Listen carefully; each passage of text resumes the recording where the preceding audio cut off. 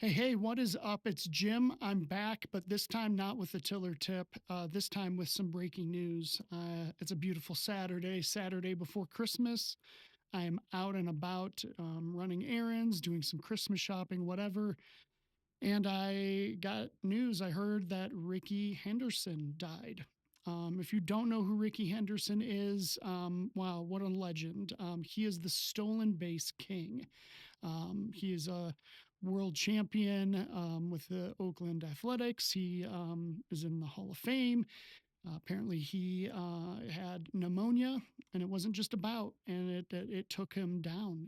He's gone at the age of 65. It's wild to me.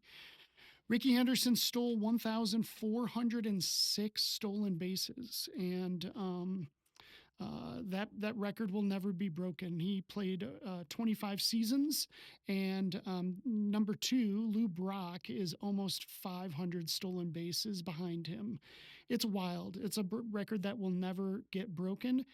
His single season record, it was 130. These are insane stats, and yeah, Rickey was a legend. So it's wild to think that he's gone. And so I've been driving around just like, wow, Rickey, like unbelievable. And there's not a lot of famous people or athletes that I've had interactions with, but Rickey was one of them. So I would love to share my Rickey Henderson story. It's pretty wild. I grew up in Milwaukee. Back then, the Brewers were in the American League. I remember being about 10 years old. I believe the year was 1988. The Athletics were in town, and they were awesome. Like Bash Brothers, Dennis Eckersley, Rickey Henderson, just an amazing team. And so my dad got us tickets to go see the A's, and I was pumped. Like this was going to be so awesome. And my dad took me to a bunch of baseball games and I loved it. But this one I was particularly hyped for. And he got us good seats. We were in the first row. Now, we weren't like right behind home plate. We were down the third base line, almost in like the outfield area. But there wasn't like a change in pitch on the front row at Old Milwaukee County Stadium. And maybe until you got deeper in the outfield. I can't quite remember, but yeah, our front row seat was like right on the wall, right on the field. Like it was awesome. And in between innings, Rickey was warming up with a ball boy. They're playing catch. Rickey's along the third base line. The ball boy's out in center field, and they're throwing back and forth.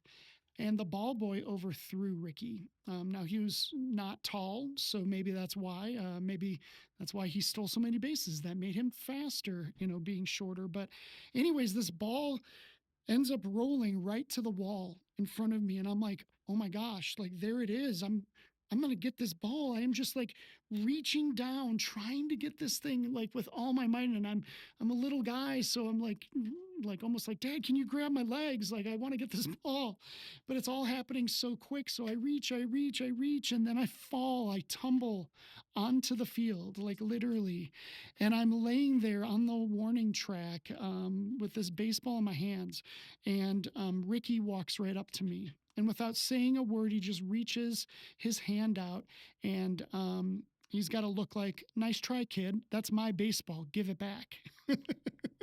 So I'm like, here you go, Mr. Henderson. And I handed him the ball, and it was outrageous. I jumped up. I dusted myself off. I'm like, am I going to get arrested? Are we going to get kicked out? I jumped right over the wall back to my seat, and like my dad and I were like, what just happened? It was so cool.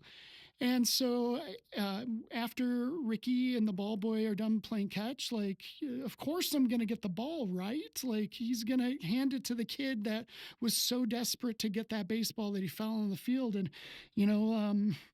just baseballs are awesome. Like this is so cool. But, here's the thing. This baseball actually didn't come from Rickey Henderson. This is a ball that Anderson got.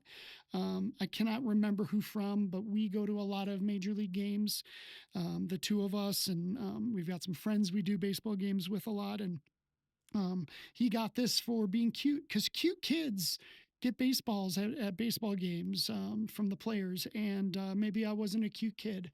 maybe that was the narrative, but Ricky was not about to give me that baseball. Like, I don't know what his deal was, but he was like, he just chucked it into the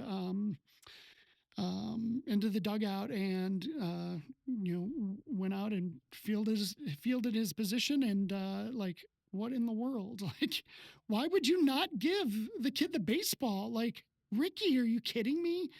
And I was kind of crushed. There was another fan who was like, "Oh my gosh, you got to be kidding me!" He went and bought me a baseball from the gift store, and I wasn't, a major league ball, but it was, a nice gesture. But um, yeah, just wild.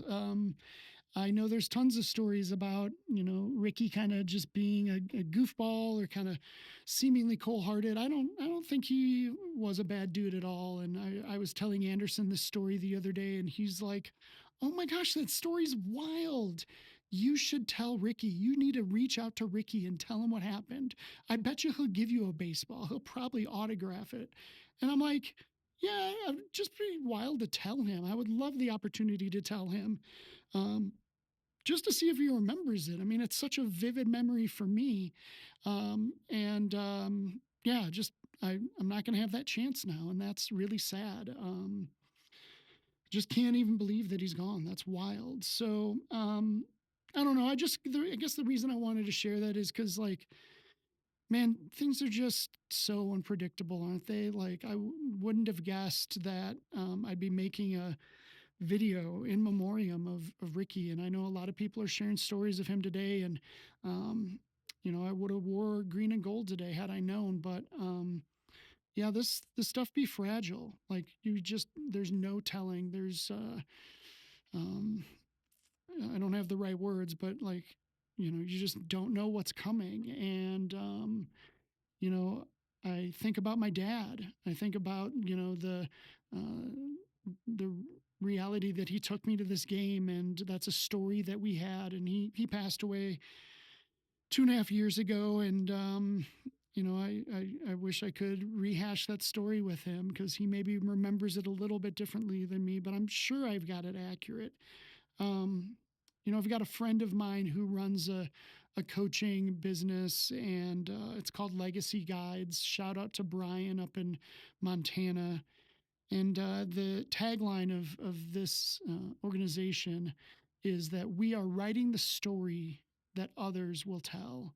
And I love that. I love that so much. And I'm getting to tell this story of Ricky, a story of my dad, like being kind to me, and knowing that this was a big game for me to get to go to. And I hope it's a story that my son will tell. Maybe, I mean, yes, the Ricky part, but like, just that I'm taking him to games and that he's getting baseballs. And yeah, it's just short and fast and wild. So um, yeah, I don't know. I wish I had a more elegant way to end it, but I don't want to take things for granted, I guess. So um, yeah, I'm thankful for that memory with Ricky. I would have loved that baseball, but it's almost cooler that he didn't give me the ball, I guess. So, all right. Well, hey, thank you for checking this out. I hope Christmas is great for you.